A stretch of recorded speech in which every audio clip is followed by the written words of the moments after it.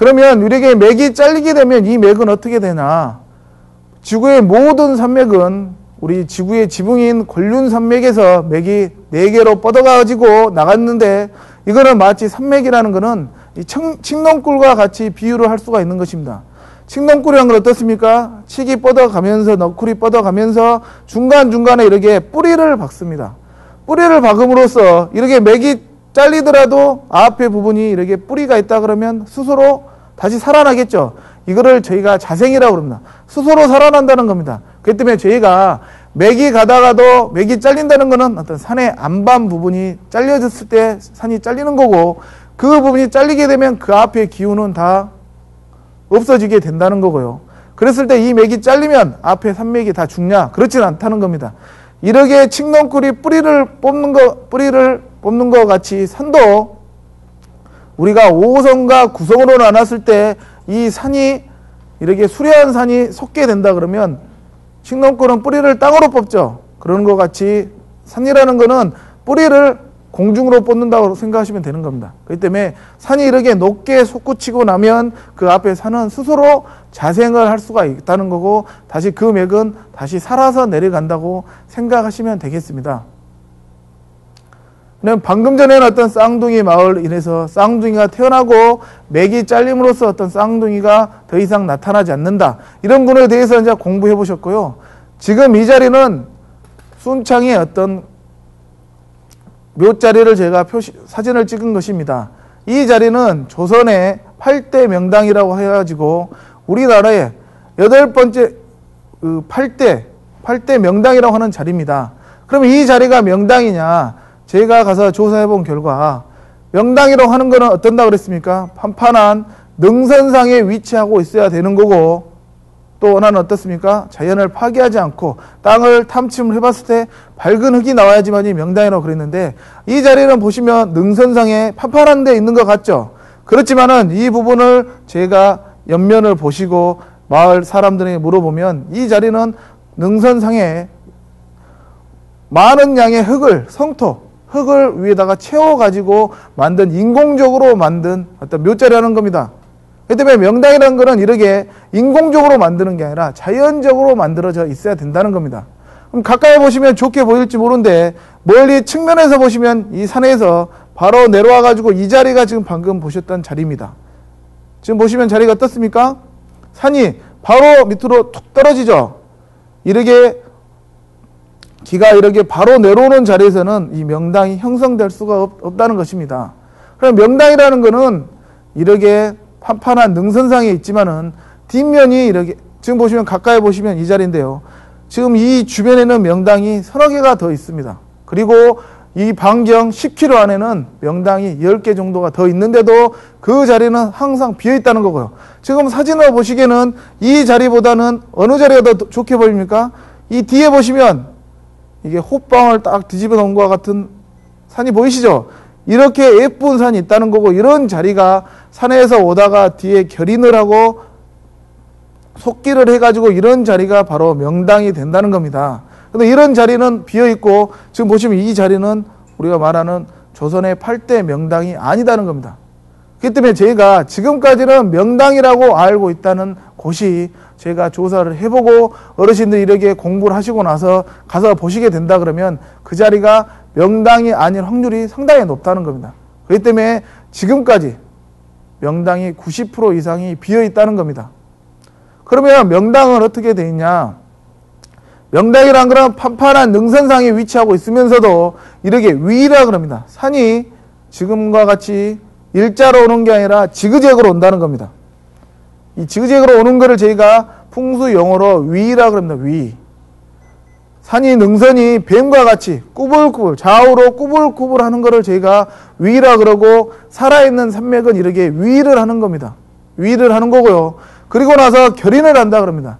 지금 이렇게 모래시계와 같이 산이 뒤에가 이렇게 잘룩해지는 겁니다. 산이 오다가 한 번 잘룩해지고, 두 번 잘룩해지고, 어떻습니까? 뇌가 잠을 잘 때 3번 이상을 자고 나면 나비가 되는 것 같이 이렇게 산도 이렇게 짤룩해주면서 우리가 보면 살기를 벗은다고 그러는 겁니다. 근데 이렇게 짤룩한 부분을 저희가 결인이라고 이해하시면 되겠습니다. 그 때문에 좋은 산은 좌우로 유의하는 거고요. 이렇게 결인, 짤로 해져가지고 솟구쳐 오르는 거를 제가 좋은 자리라고 생각하시면 되겠습니다. 그러고 볼 때 이 장성에 있는 민씨 할머니라는 묘를 가지고 한번 설명을 해보도록 하겠습니다. 지금 보시는 이 자리, 이 예쁜 뽕오리 있죠? 이 예쁜 뽕오리 중에 한가운데 뭐가 튀어나와 있죠? 이 부분이 우리가 말하는 민씨 할머니 묘라는 곳입니다. 이 산 전체에다가 묘가 딱 하나가 지금 위치하고 있다는 겁니다. 그리고 가까이 보셨을 때 이 능선상에 묘가 탁 위치하고 있고, 뒤편을 보시게 되면 어떻습니까? 이렇게 짤록해진 거를 제가 모래시계 그 부분, 결인체라고 그랬죠. 결인이 한다는 거고요. 산이 뒤에서부터 이렇게 내려왔다가 솟구쳐 오르죠. 이거를 제가 솟기라 그럽니다. 이렇게 명당이 되려고 그러면 뒤에 맥이 이 결인과 솟기를 해야 된다는 겁니다. 단편적으로 말한다면 이 위에서 공을 굴렸을 때 이 공이 쭉 타고 내려오겠죠. 내려와가지고 다시 올라와가지고 이 자리에서 멈추죠. 이렇게 공을 흘려보냈을 때 멈출 수 있는 자리, 이런 자리가 기가 멈추는 자리고, 이런 부분 어떻습니까? 짤록해가지고 좌우가 배가 불러있죠. 이렇게 육구처라는 것입니다. 그렇기 때문에 방금 전에 보셨던 순창에 있는 어떤 묘자리는 위에서부터 내려왔을 때 그 기가 멈출 수 없을 자리에 있지만은 이렇게 뒤가 결인이 되고 솟게 하는 부분, 이런 자리가 명당이라는 거고요. 이 앞부분을 보셨을 때도 모든 물이 모여가지고 이 저수지로 나가는 거고, 이 부분이 제가 파구가 된다는 겁니다. 그러게 하셨을 때 이 민씨 할머니 묘는 이 울산 김씨 어떤 시족격 되는 묘소라고 할 수가 있습니다. 그러면 우리나라에서 여러 가문들이 많지만은 저희가 공부를 해본 결과 여러 성씨들이 있지만은 이렇게 울산 김씨들 같이 묘를 잘 쓰는 집안들은 제가 처음 봤습니다. 제가 통상 묘를 쓰게 되면 이 자리가 명당이 있다 그러고 나면 어떻습니까? 그 밑으로 여러 다른 조상들이 들어오게 돼 있죠. 그렇지만은 이 울산 김씨들이 묘를 쓰는 걸 보면 우리나라의 유명한 곳마다 좋은 자리마다 조상을 한 분씩 모십니다. 한 분씩 모시고 그 밑에 있는 자리들은 쓰지를 않습니다. 이렇게 명당이라는 거는 모든 산천에 한두 개가 있기 때문에 그 한두 개에다가 조상을 모시고 나머지 다른 분들은 또 다른 곳에다 모시는 겁니다. 그 다음에 울산 김씨 조상들의 다른 묘를 찾아가 보면 여기는 내장산의 밑에 있는 화계산입니다. 화계산 밑에 또 울산 김씨들의 조상의 묘가 돼 있는데 그 묘를 한번 봐보도록 하겠습니다. 일반 풍수들은 이 자리가 명당이라고 말씀드리는데 이 자리는 어떻게 보면 비탈에 돼 있죠. 이 자리는 명당이 아니라 이 부분이 저희가 명당이라고 생각하시면 되는 겁니다. 가까이 가서 보시면 이 능선상의 조상을 모시고 나서 이 앞에 이 예쁜 산을 안산으로 보고 위치하고 있을 뿐더러 이 부분을 밖에서 보게 되면 어떻습니까? 방금과 같이 소순을 엎어놓은 것 같은 이런 자리 있죠? 이런 산의 능선상에다 이 조상을 모시고 있다는 겁니다. 그렇기 때문에 명당이라는 것은 이렇게 능선상에 위치하고 있고, 명당이 생기게 된다 그러면 한 개, 두 개가 생기고 나면 나머지 자리에다가는 조상분들을 조금 그 기가 나오는 통로에서 피해가지고 조상을 모셔야 된다는 것입니다. 이렇듯 음택의 명당을 가지고 제가 설명을 해 드린 것입니다. 그러면 제가 또 양택의 명당에 대해서 한번 설명을 해 보도록 하겠습니다. 방금 보셨던 음택의 명당이라는 것은 능선상에 위치하고 있으면서도 저희가 조상을 모실 경우에는 정확한 그 자리에다가 조상을 모시고 나서 주변에다가는 묘를 되도록이면 쓰지 않는 게 좋은 방법 같고, 제가 지금까지 아셨던 명당이라는 자리가 맞는지 안 맞는지는 어르신들이 직접 다시 한번 확인해 보셔가지고 명당은 능선상에 위치하고 있을 뿐더러 탐침을 해보게 되면 밝은 흙이 나와야 된다는 것입니다. 그러면 이 지금 보시는 것은 위상규 박사님과 우리 천재 골프 소년이라 그러죠. 이 위성미 어떤 그 조상이 살고 있는 이 장흥에 있는 기동리라는 마을을 한번 가보도록 하겠습니다. 통상 어떤 집안에 좋은 사람이 나오고 문중에 어떤 인재가 나온다 그러면 세상이라는 것은 원인이 있다는 겁니다.